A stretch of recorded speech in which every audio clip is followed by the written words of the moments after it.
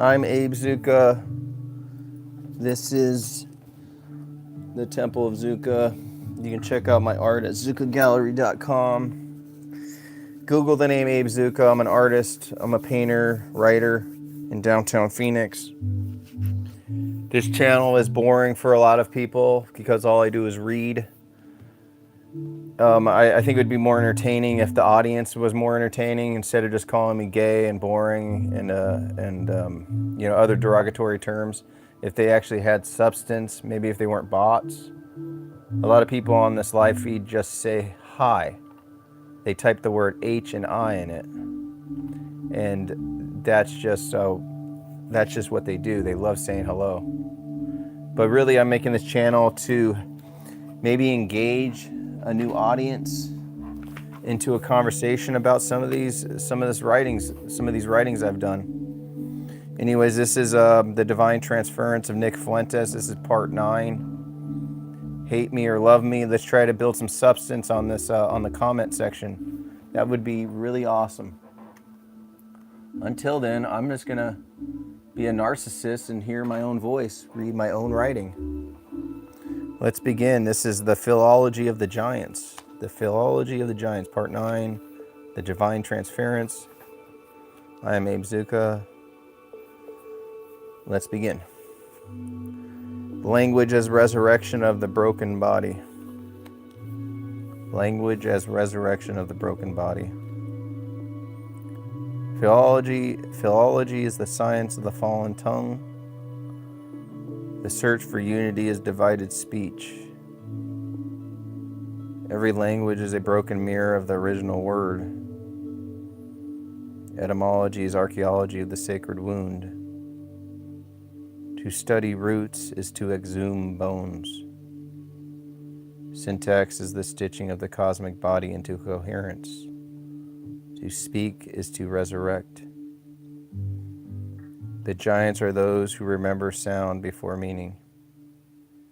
They name mountains, not metaphors. Their wounds were thunder, unbroken vibration of body and sky. Language was once a storm, grammar, the calm that followed. The giants fell when speech learned modesty. Each tongue still trembles with their echo. Myth is vocabulary before reason. The gods are etymons before theology.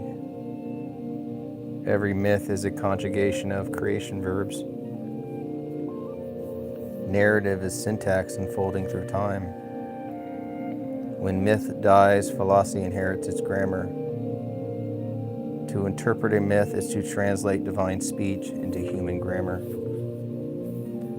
Words are flesh folded into sound. Metaphor is the reincarnation of the body in meaning. Poetry reanimates the lost nerves of language. Every poem is a resurrection scene. The philologist is a physician of the tongue. Healing speech is the work of Eros within language. Creation begins with an imperative, let there be.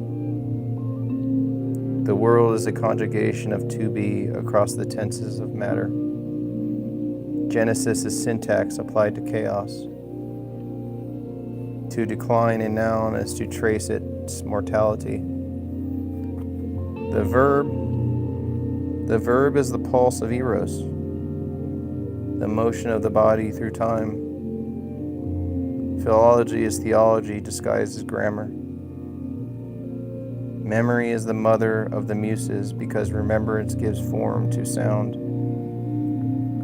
The ear of the cosmos.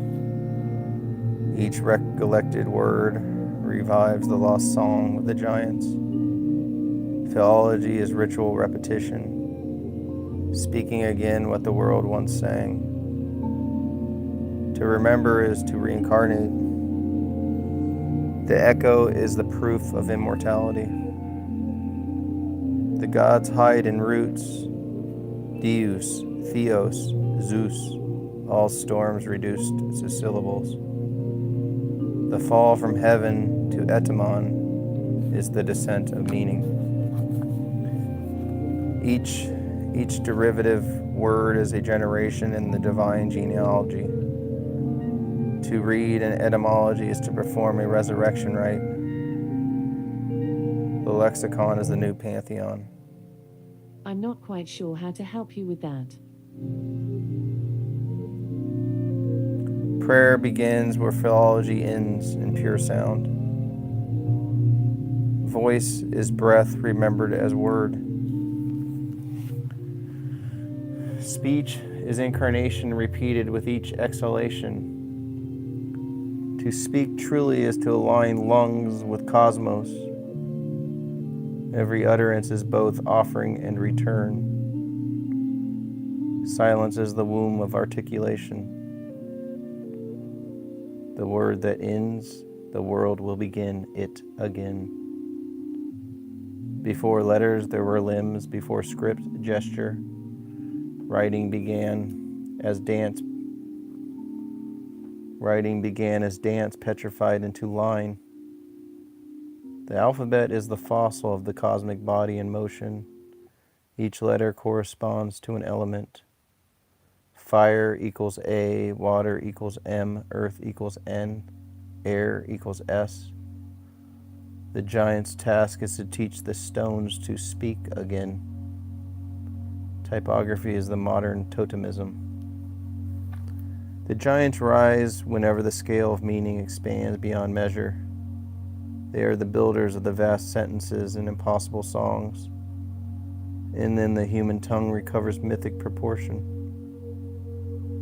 They rebuild Babel not as tower, but as chorus.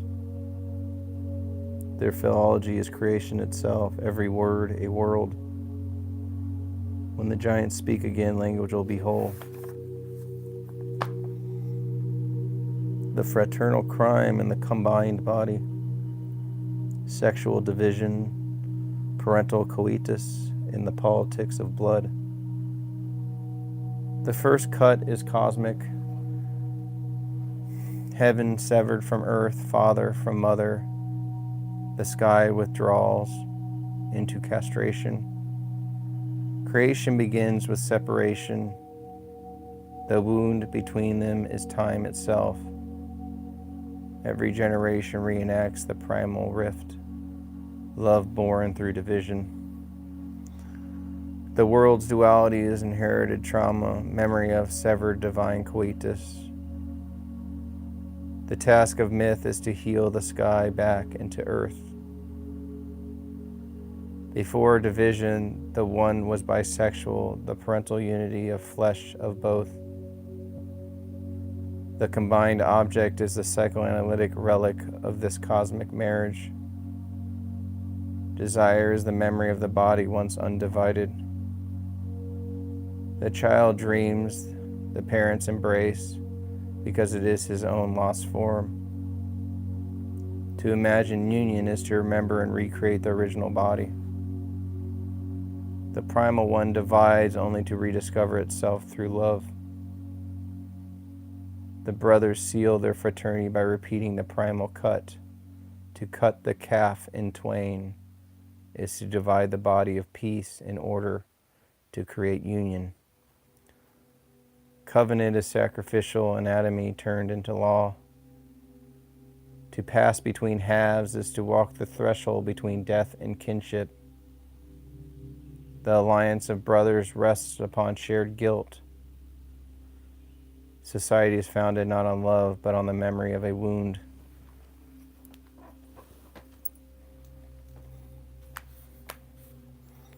The brothers enact in play the union they destroyed. Their rivalry is imitation. Wrestling as coitus, aggression as identification. Each brother takes in turn the place of the father and mother. The bed becomes the battlefield the parental bed. Civilization's games are sublimated incest. The world continues through the brothers' erotic reenactment of origin. The first covenant is oral, to eat is to unite. Coitus is mouth and wound, ingestion and exchange. Cosmos devours itself to reproduce itself. The breast and the phallus are the same organ transposed.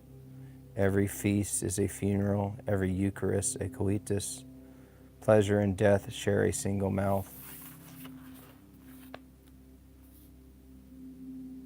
To love is to eat the other's image. Devouring is knowledge, the first theology of appetite.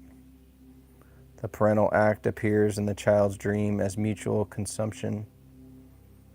To taste is to remember the lost body of union. Cannibalism and communion are inverse expressions of nostalgia. Civilization is the digestion of God. There are always only two, Cain and Abel, Romulus and Remus, Osiris and Set. One kills the other to become himself. The survivor carries the wound of the slain as his soul. Fraternity culminates in fratricide. Love returns as guilt. Every city is founded upon a brother's blood. The polis is the grave that became a government. Every republic begins with a murder remembered as law. The innocent blood is the cement of institutions. Constitutions are written in sacrificial syntax. Democracy is the sublimation of civil war. When fraternity becomes politics, every vote is a symbolic wound. Liberty is built upon the corpse of kinship. The fratricide repeats itself in every psyche. The ego and the id, and Romulus and Remus within the skull. The superego is the city wall raised over the brother's grave. Consciousness is a tomb that legislates. To forgive oneself is to raise the dead brother inside. History is a long reconciliation of internal war. The vision of guilt, the devouring breast meet in the Eucharist of the psyche. The brothers reenact the parents, coitus as reconciliation and revenge. Love's body is a site of perpetual consumption and renewal. Consumption, the feast is complete when the body is one again. The end of psychoanalysis is the beginning of communion. The ricorso begins anew, from wound to word, from blood to speech. The giant's resurrection through the tongue, language as flesh, resurrection as speech. The resurrection of the body is language. Every resurrection is phonetic. The soul rises as vibration. The body returns as resonance, a grammar of flesh reborn into sound. When the corpse speaks, we call it poetry. Language is the second incarnation. The logos clothed in air. The tombstone is the first page. To utter a word is to roll away the stone. The giants speak in scales of thunder. Their syntax is seismic. They do not reason, they resound. Each vowel is a muscle of heaven reflexed. Their words are too large for sentences, they build mountains of meaning. When man speaks in grammar, the giant sings in genealogy. They are the archedamons, the world remembering itself aloud. Before the hand built, the tongue shaped. The mouth is the first forge, breath the prime element. Articulation is architecture, consonants as columns, vowels as vaults. Every culture is a cathedral of phonemes. To speak rightly is to construct reality's skeleton. The giant's roar is the blueprint of creation. Their law is analogy, their justice proportion. They conjugate gods and mortals in the same tense. Declension becomes descent from noun to name to soul. Syntax is the resurrection arranged in order. To break grammar is to commit a small apocalypse. The poet restores grammar to its Edenic body. Names are fossils of light. The giant remembers the original name before Babel. Each language dreams of returning to that pre-lapsarian monologue. Translation is pilgrimage towards the lost utterance. To rename is to resurrect. The new gods will be nouns of pure energy. The new gods will be nouns of pure energy. Tower of Babel was the first vocal cord of the world. Its fall scattered syllables like seeds. Now the giants rise again as bridges of tongues, every tower rebuilt in sound. Architecture is frozen speech, speech is architecture melting. The internet is the latest tower's whisper. When all voices reharmonize, Babel will be redeemed. Gigantomachy of meaning, every philosophy is a new war of giants, words against words. Etymology replaces swordplay, debate replaces battle. Dialectic is the duel of reincarnated gods of speech. From their conflict rises the harmony of comprehension. Logos feeds on agon. Every dialogue is a cosmic wrestling match resolved into grammar. The poet is the giant reborn in miniature. His breath contains the architecture of myths. He speaks in earthquakes scaled to human lungs. Verse is the disciplined giganticism of spirit. Every poem is a titan's footprint made audible. To write is to walk again among the gods. Eros ascends through the throat. Desire becomes articulation. The kiss becomes a syllable. Speech is love distributed through air. The voice joins what the body once divided. Resurrection is the reconciliation of breath and flesh. The final union is vocal. In the end, the word returns to the flesh, having learned meaning. What the giants broke, the poet rebuilds. Language gathers the scattered limbs of myth into new coherence. Each sentence is a miniature ricorso, the cycle repeated in syntax. When all words are remembered, the world will speak itself whole. Then Eros and Logos will be one, the body of love made entirely by speech. All right, that's the end of part 9. I'll see you guys later.